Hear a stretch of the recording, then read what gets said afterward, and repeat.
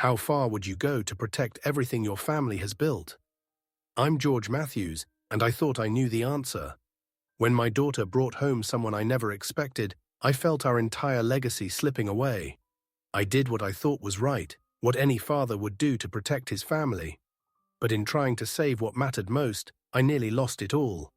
If you think you'd handle it differently, stick around.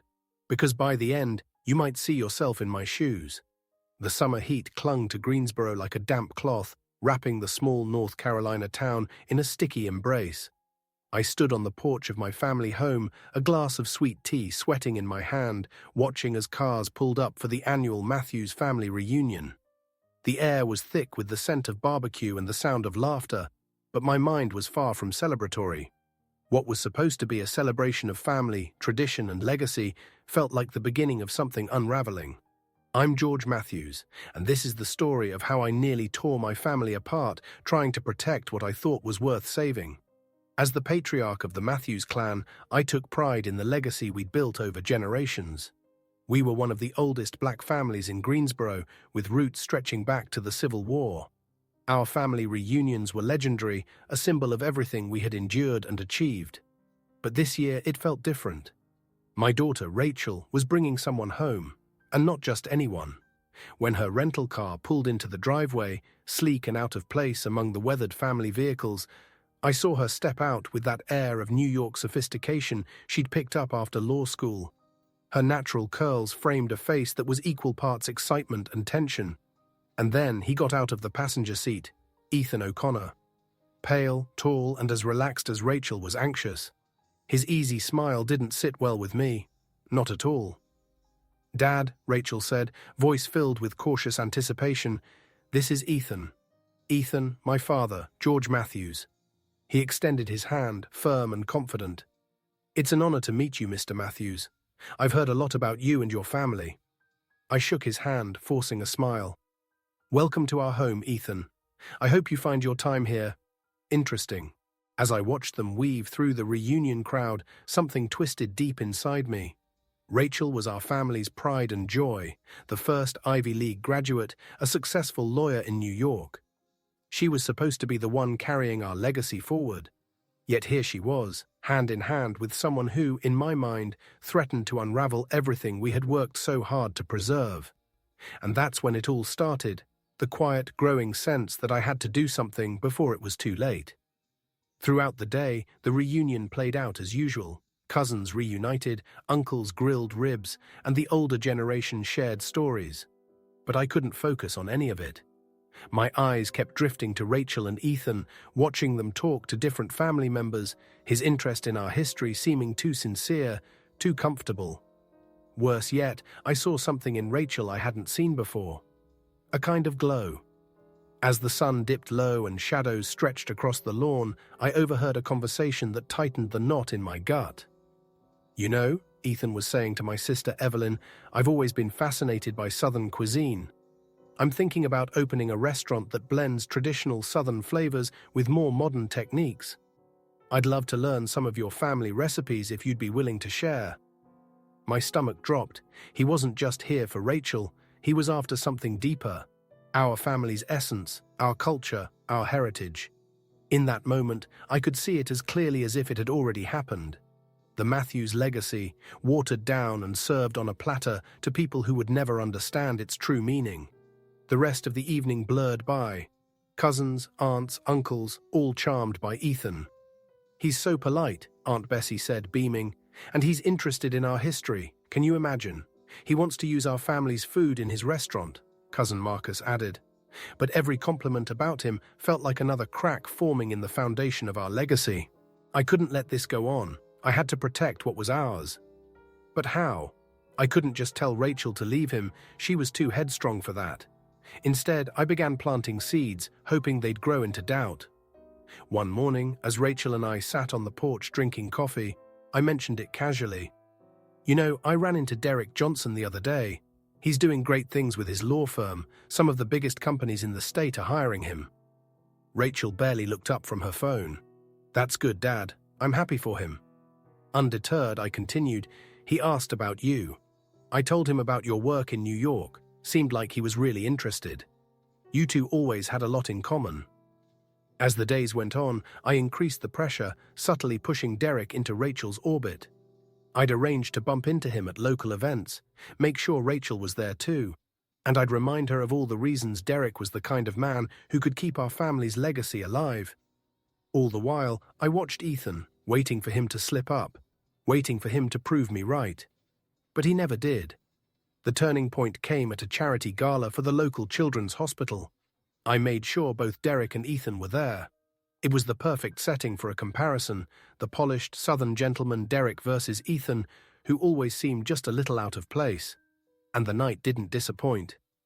Derek worked the room effortlessly, shaking hands with all the right people. Ethan, on the other hand, seemed to struggle, his small talk awkward with the older crowd. It was when I overheard him discussing organic farming with one of the wealthier donors that I saw my opportunity. "The impact of industrial farming is devastating," Ethan was saying passionately. "We need to support local farmers and preserve traditional methods." I stepped in smoothly.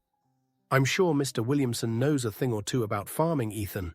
After all, it's his business."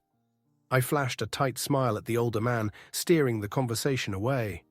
I could see the frustration in Ethan's eyes, but I didn't care.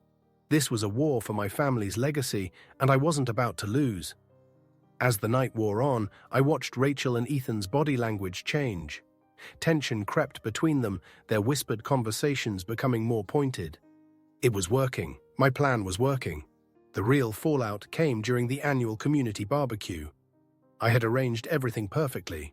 Derek was seated beside Rachel, and Ethan was surrounded by some of the more conservative family members, who I knew would make him uncomfortable. Halfway through the evening, I stood and tapped my glass for attention. "Friends, family," I began, my voice carrying across the gathering, "I want to thank you all for coming. It's gatherings like these that remind us of who we are, of the legacy we're building together. And speaking of the future," I turned to Rachel and Derek, smiling, "it's so wonderful to see our brightest reconnecting. Who knows? Maybe next year we'll have even more to celebrate." The crowd laughed, but Rachel's face had gone pale. I saw Ethan's jaw tighten as he pushed his chair back and walked away without a word. Rachel stood up, fury and heartbreak flashing in her eyes. "How could you?" she hissed, her voice trembling. "How could you do this?" Before I could answer, she stormed off, chasing after Ethan, leaving me standing alone with my shattered plan. The guests murmured awkwardly, unsure of what had just unfolded. As Rachel disappeared into the crowd, I felt the weight of my actions settle in. A crushing, suffocating silence. The murmurs of the guests grew louder, rippling through the gathering like a wave of judgment. I stood frozen in place, a knot tightening in my chest, as people began to move away from me, their faces painted with a mixture of shock, disappointment, and disdain. No one approached me, no one offered comfort or understanding. They avoided my gaze, whispering behind their hands, and it was clear. My plan, my desperation to protect our family's legacy, had not only failed, but had also cost me more than I could have imagined. As the barbecue came to an uncomfortable close, I watched the guests leave in hurried groups, casting me cold glances as they passed by. Cousins who had once been quick to share a laugh with me now offered only curt nods, their smiles long gone. Even Aunt Bessie, who had always been my staunchest supporter, walked past without a word, her eyes filled with disappointment. The isolation was instant, palpable. I was no longer the respected head of the family. I was the man who had humiliated his daughter, the man who had torn apart the fragile piece of a family gathering with my stubborn pride. In the days that followed, the phone calls stopped.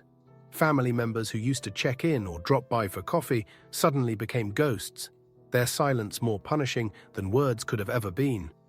Even at church, where I'd once been greeted with warm handshakes and friendly smiles, people now gave me a wide berth.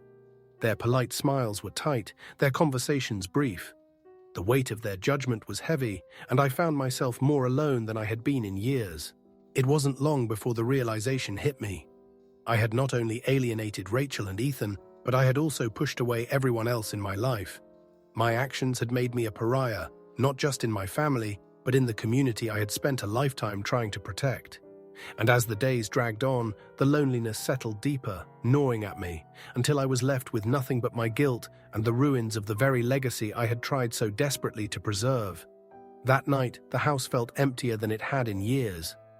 Rachel didn't come home. The silence pressed in on me, filled only with the weight of what I'd done. I had set out to protect our family's legacy, to ensure that everything we had built wouldn't be lost. Instead, I had pushed my daughter away and humiliated her in front of our entire family. In the quiet of my study, I poured a glass of bourbon and stared at the old photo albums on the shelf.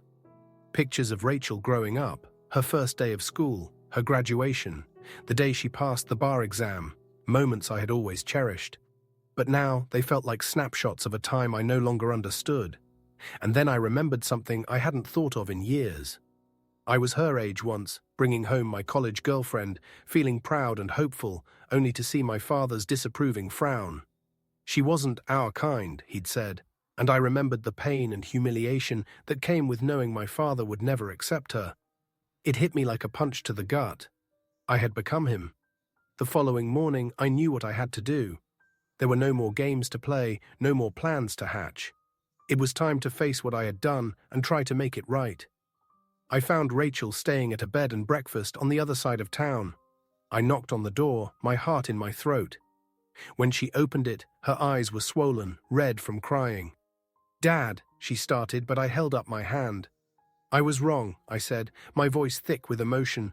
"I was so wrong, Rachel. I didn't see what was right in front of me. I was too caught up in my own fear of losing something that I never stopped to think about what I was destroying." We talked for hours. I apologized not just with words, but by listening to her, really listening.